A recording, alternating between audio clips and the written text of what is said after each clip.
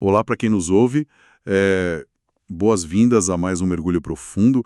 Hoje a gente tem em mãos uma pilha monumental de registros históricos, cartas, análises. Uma verdadeira montanha de documentos, né? Olá, saudações a toda a nossa audiência. É um privilégio estarmos juntos para desbravar isso. Com certeza. E é sobre um daqueles momentos em que o mundo inteiro simplesmente parece girar fora do eixo. Estamos falando da Revolução Russa de 1917. Mas, só para alinhar as expectativas, o nosso foco aqui não é o antes distante, nem as décadas seguintes. Exato. O foco é aquele intervalo vertiginoso, sabe, quase caótico, entre os meses de fevereiro e outubro. Foram 8 meses que, basicamente, reescreveram o roteiro de todo o século XX. E o que a gente tem sobre a mesa hoje são diários, decretos oficiais, observações diretas de um colapso institucional. E um colapso que aconteceu numa velocidade que é, assim, assustadora. Muito assustadora. Nosso objetivo hoje é olhar para a anatomia dessa queda, passo a passo, tentando compreender como a estrutura de um império gigantesco derreteu em questão de semanas. Mas é um tema bem denso. E antes da gente entrar de cabeça nessa narrativa, a gente precisa fazer uma pausa que é crucial. Fundamental, eu diria. Pois é. O material que vamos analisar hoje lida com temas políticos que são extremamente voláteis. Envolve a gênese de ideologias que ainda hoje inflamam debates no mundo todo. Sem dúvida. E por isso mesmo é absolutamente essencial deixar muito claro para quem está nos acompanhando que nós não estamos tomando partido. De forma alguma. Não estamos aqui para endossar ou criticar nenhuma ideologia, seja ela mais alinhada à esquerda ou à direita. Nosso papel neste espaço é atuar estritamente como repórteres imparciais do passado. Perfeito. Vamos transmitir, dissecar e analisar esses fatos, os documentos e as ideias exatamente como eles emergem no nosso material original.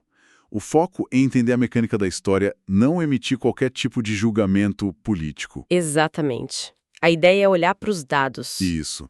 E é um ponto crucial, porque é justamente essa contradição assombrosa que está presente em cada página desses registros que a gente precisa entender hoje. A mudança drástica de cenário. Sim.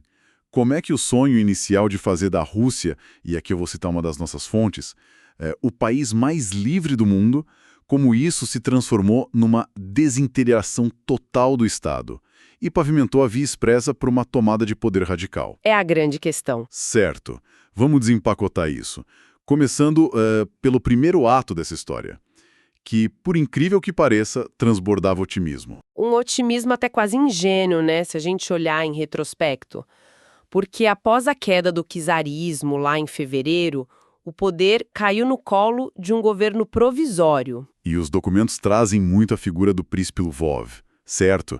Que foi quem chefiou os 2 primeiros gabinetes dessa nova era. Isso, e a visão dele, lendo os registros, era deslumbrante. Ele estava totalmente convencido de que o povo russo possuía um espírito intrinsecamente democrático. Como se eles tivessem nascido prontos para abraçar os ideais da Revolução Francesa, né? Exatamente. Ele literalmente achava que a Rússia estava prestes a iluminar o resto do globo com liberdade, igualdade e fraternidade. E para ser justo com Lvov e a equipe dele, a gente nota que eles não ficaram só no discurso. A primeira enxurrada de decretos desse governo provisório tinha uma modernidade impressionante para a época. Impressionante mesmo. A lista de ações imediatas é muito contundente. Eles decretaram sufrágio universal, estabeleceram liberdades fundamentais de imprensa, de reunião. Aboliram de uma canetada só qualquer tipo de discriminação baseada em casta, raça ou religião. Sim, e foram além disso. Reconheceram o direito da Polônia e da Finlândia à autodeterminação, prometeram autonomia para várias minorias do antigo Império Russo. Dá para ver que a estratégia parecia ser a de criar um patriotismo cívico, sabe? Um abraço coletivo em torno desse novo regime. Um sentimento de união nacional. Isso. Eles queriam que a Rússia desse as mãos às democracias do Ocidente e, esse detalhe é importantíssimo, garantisse a vitória militar na Primeira Guerra Mundial lutando ao lado dos aliados. Parecia mesmo a transição perfeita do absolutismo para uma democracia moderna. Mas, lendo os bastidores, as fontes mostram que havia uma engrenagem frouxa aí que ia acabar destruindo a máquina inteira. O que é fascinante aqui é a armadilha letal na qual o próprio governo provisório se enclausurou. Foi um excesso paralisante de escrúpulos legais. Nossa, sim. É só pensar na situação do país naquele momento. O país estava atolado numa guerra brutal de trincheiras. A economia estava sangrando de um jeito absurdo. E o que a liderança decidiu fazer? Decidiram que, por serem apenas provisórios, eles não tinham a legitimidade moral, nem jurídica, para resolver os problemas estruturais mais graves. Eles decidiram esperar. Acreditavam que aquelas questões imensas, que os registros chamam de os problemas mais explosivos da Rússia, ou seja, a continuidade da guerra e a distribuição das terras, que isso só poderia ser decidido por uma Assembleia Constituinte que seria eleita lá no futuro. O grande problema é que a fome não espera por eleições, né? De jeito nenhum. A vida real ignorou totalmente a burocracia do príncipe Lvov. Enquanto o governo aguardava alcançar essa legalidade perfeita lá para o mês de outubro, o país ia ruindo por dentro. Porque a insistência em manter a Rússia na Primeira Guerra Mundial significava que os trens continuavam levando todos os suprimentos para o fronte de batalha. E as cidades passavam fome. A inflação perdeu qualquer freio. O circuito básico entre quem produzia comida no campo e quem fabricava bens nas cidades simplesmente colapsou. Tem relatos de fábricas fechando em massa por falta de matéria-prima, e aí uma multidão de desempregados tomou as ruas. É nesse cenário de muita hesitação oficial e desespero diário que a sociedade civil simplesmente assume o controle da própria vida. O povo não ficou esperando o governo resolver agir, né? Não mesmo. Em questão de poucas semanas, a gente vai brotar milhares de organizações autônomas por todo o território russo. Os famosos sovietes. Exato, que eram os conselhos de trabalhadores, mas não só eles. Surgiram comitês de fábricas, conselhos de bairros, assembleias de camponeses, de cossacos. E até milícias armadas espontâneas, tipo as Guardas Vermelhas. Foi a criação de uma teia colossal de um poder paralelo. E junto com essa explosão de auto-organização toda, emergiu um fenômeno cultural avassalador. O que os registros da época batizaram de mitingovania. O comício permanente. Os relatos que a gente leu descrevem isso de uma forma quase cinematográfica. Dá para visualizar um país que foi amordaçado por séculos sob o regime rigoroso do czar e que de repente não conseguia mais parar de falar. Praças, pátios de fábricas, esquinas, tudo virou um palanque ininterrupto. O pessoal debatia política 24 horas por dia. Só que essa festa toda da libertação tinha um tom que foi escurecendo bem rápido, não é? Sim, a metáfora da panela de pressão funciona muito bem aqui.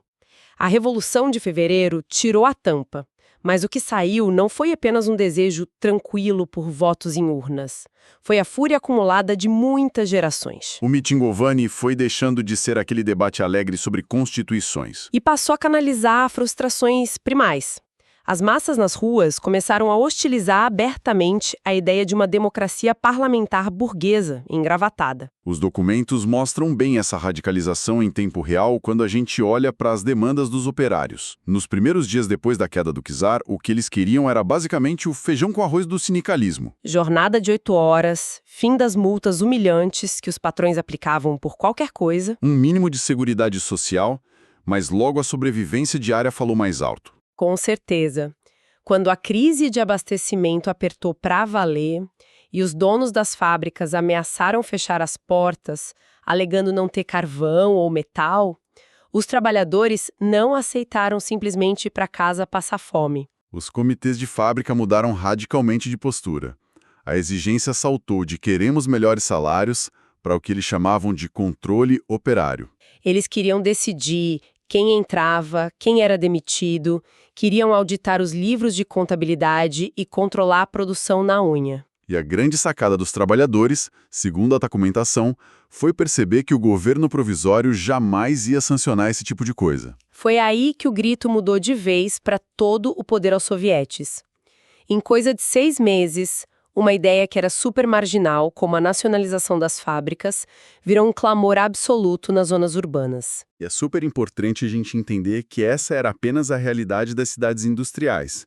Para a gente compreender o colapso verdadeiro, a gente tem que olhar para a força bruta do império. Sem dúvida. Aqui é onde a coisa fica realmente interessante, porque as cidades eram ilhas no mar rural. A verdadeira musculatura da Rússia estava vestindo uniforme militar nas trincheiras. Os registros apontam para uma massa surreal de 10 milhões de homens mobilizados nas frentes de batalha. 10 milhões. E a imensa maioria desses soldados eram, na verdade, camponeses com fuzis nas mãos. E a desintegração dessa força militar gigantesca foi o gatilho definitivo para a paralisia do Estado.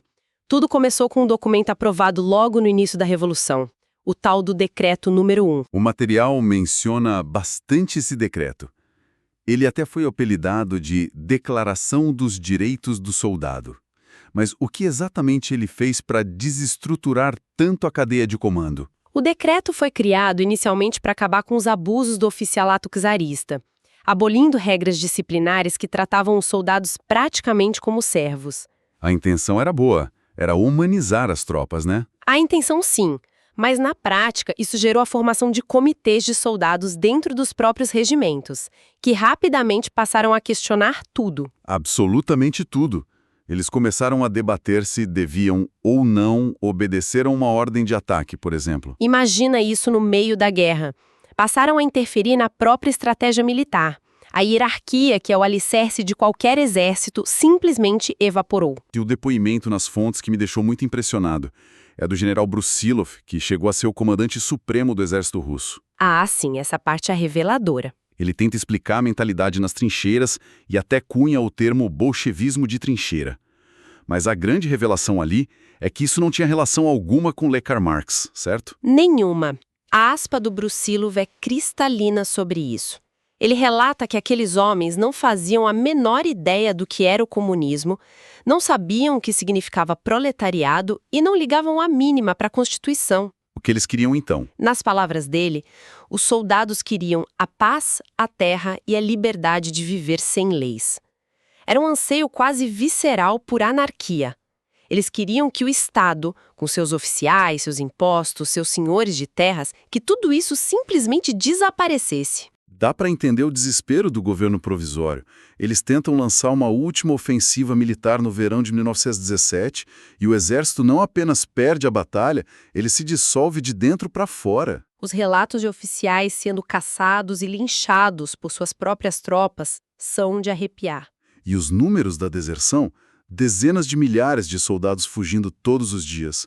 A estimativa é que, até outubro, mais de 2 milhões de homens simplesmente largaram as armas e começaram a longa caminhada de volta para suas vilas. E o maior medo deles não era morrer na guerra, sabia? Não? Qual era? O terror absoluto desses camponeses uniformizados era perder a oportunidade de uma vida. Eles ouviam os boatos constantes de que a terra seria finalmente dividida nas aldeias, e ninguém queria estar numa trincheira enlameada enquanto as propriedades rurais estivessem sendo loteadas. Ninguém queria ficar de fora dessa. E esse êxodo maciço de homens traumatizados pela guerra, voltando para casa armados, é o que alimenta o próximo grande incêndio documentado pelas nossas fontes. O campo entrou em erupção. A famosa partilha negra, que era aquele sonho ancestral de que a terra deveria ser exclusiva de quem a cultiva. E no começo, logo após a queda do czar, até parecia uma coisa mais organizada, né?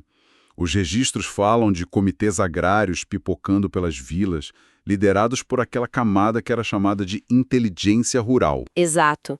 Eram os professores primários, os médicos de aldeia, os padres, os agrônomos. Gente que tinha algum estudo. Isso.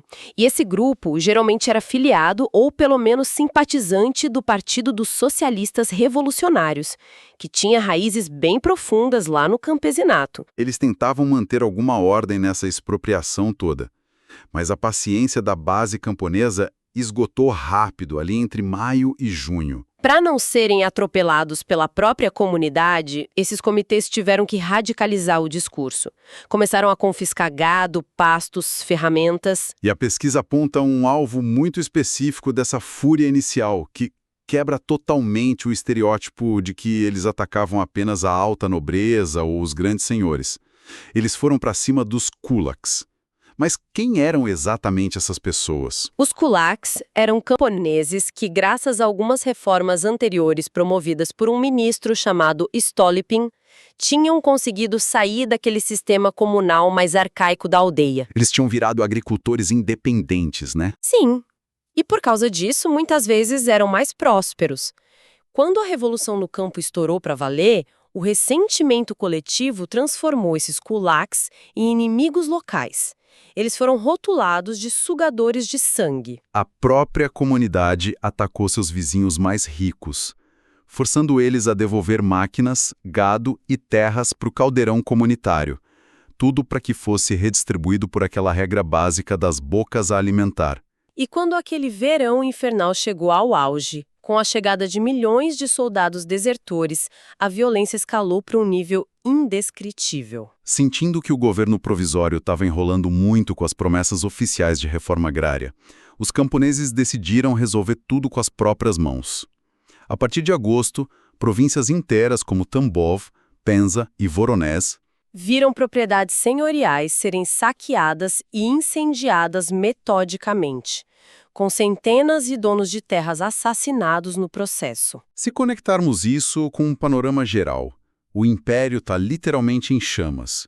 Operários dominando o parque industrial, soldados desmantelando as forças armadas e camponeses conduzindo uma guerra agrária selvagem. O Estado simplesmente perdeu o monopólio da força e o controle de quase todo o território. A pergunta que fica é: onde entra a política tradicional nessa hora? Pois é, onde estavam os grupos moderados? Como os mencheviques e a liderança dos socialistas revolucionários. E lendo as atas da época, fica claro que eles cometeram o que parece ter sido o erro tático mais fatal do século. Em maio, esses partidos moderados, que vale lembrar, eram imensamente populares nas fábricas e no campo, eles decidiram aceitar cargos e compor o governo provisório. Ao fazerem isso, eles basicamente se acorrentaram ao convés de um navio que estava afundando. Nossa, ótima analogia. Em vez de continuarem liderando as massas nas ruas, eles viraram os burocratas encarregados de restaurar a ordem. Os gerentes de um Estado burguês que já estava morto por dentro. E aí, assumiram toda a culpa pela guerra que não acabava e pela crise de alimentos. O vazio político que eles deixaram nas ruas foi preenchido muito rapidamente pelas vozes mais radicais. E o golpe de misericórdia na credibilidade desse governo aconteceu em agosto. As fontes detalham o chamado Putsch de Kornilov.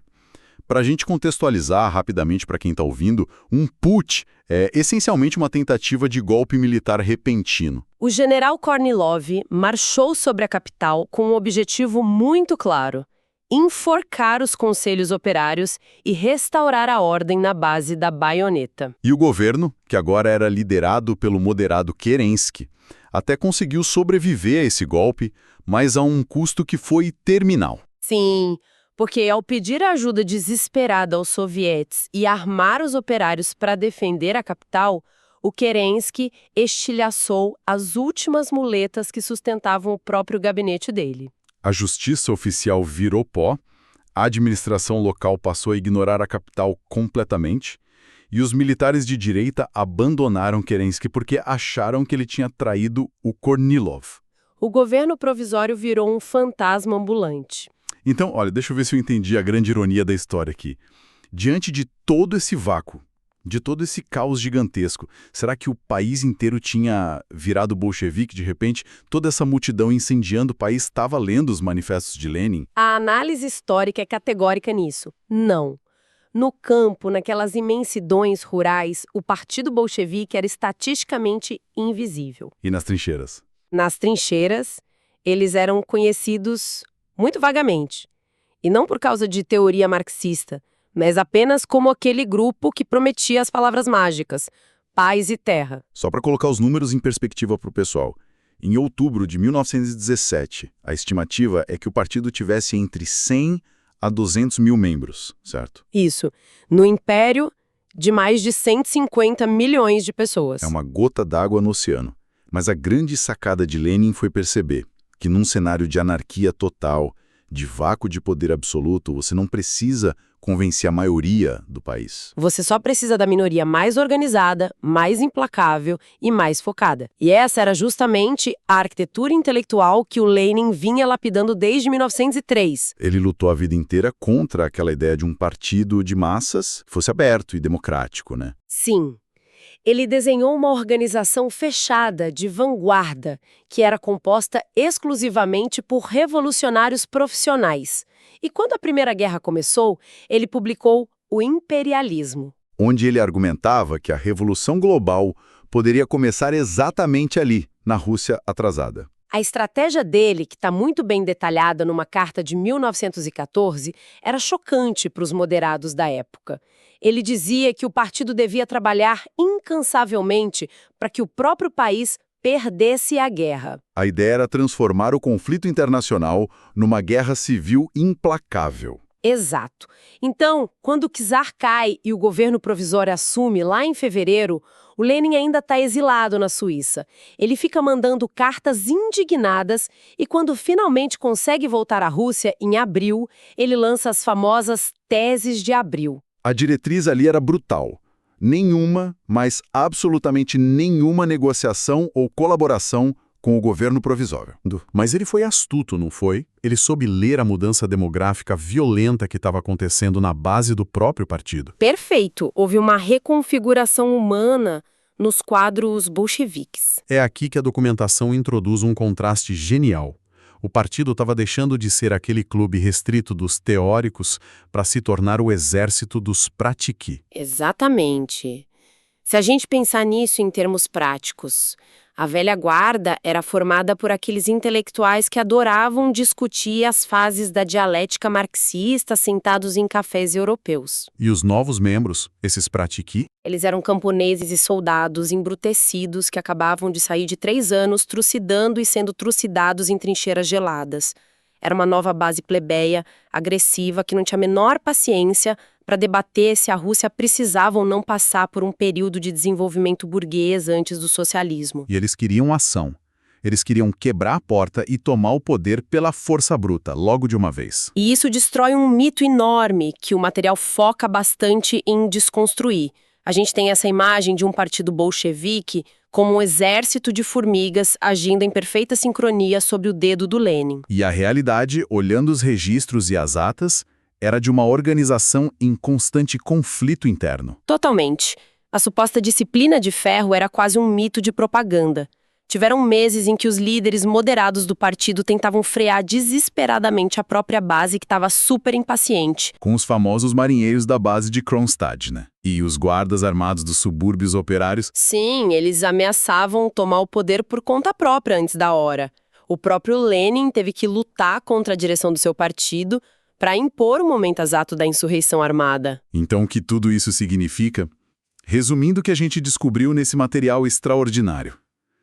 A Revolução de 1917, desde o desmoronamento do Tsar até a véspera de outubro, não foi uma marcha ideológica, bonitinha e organizada de um povo convertido às teorias marxistas. Longe disso. Foi, na verdade, um mosaico gigantesco e sombrio de ressentimentos.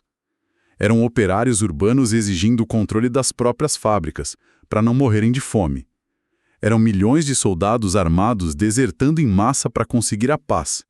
E eram camponeses queimando o interior do país para colocar as mãos na terra. Foi um levante essencialmente anárquico. Que desagou no maior vácuo da era moderna. E foi exatamente nesse buraco negro institucional que uma minoria política altamente disciplinada e sem escrúpulos conciliatórios encontrou a sua oportunidade histórica. É uma dinâmica incrível que nos obriga a encarar o peso das pequenas decisões no tabuleiro macro da história. Isso levanta uma questão importante, algo para nossa audiência refletir muito depois de hoje. Qual seria? Se aquele governo provisório, liderado pelo Wolf e depois pelo Kerensky, tivesse abandonado a sua obsessão por processos burocráticos e perfeccionismo legal, se eles tivessem tido a coragem de simplesmente declarar a paz unilateralmente e distribuir as terras imediatamente, em vez de pedir que a população faminta esperasse meses por uma constituinte? Um baita e sina. Pois é. Será que a vanguarda extrema do Lenin teria encontrado o caos e o oxigênio de que precisava para dar o golpe que redefiniu o século XX? Ou será que o incipiente espírito democrático da Rússia teria tido a chance mínima de fincar raízes? É aquele tipo de nó histórico que deixa a gente olhando para o vazio, tentando imaginar o mundo que poderia ter sido. E é com essa provocação imensa que a gente encerra a nossa discussão de hoje. Eu agradeço profundamente a companhia e a curiosidade de quem mergulhou nessa complexidade conosco. Continuem explorando e, acima de tudo, continuem desconfiando das versões simples demais para processos históricos que são tão caóticos. Agradeço imensamente a atenção de todos. Até a nossa próxima exploração dos registros do passado.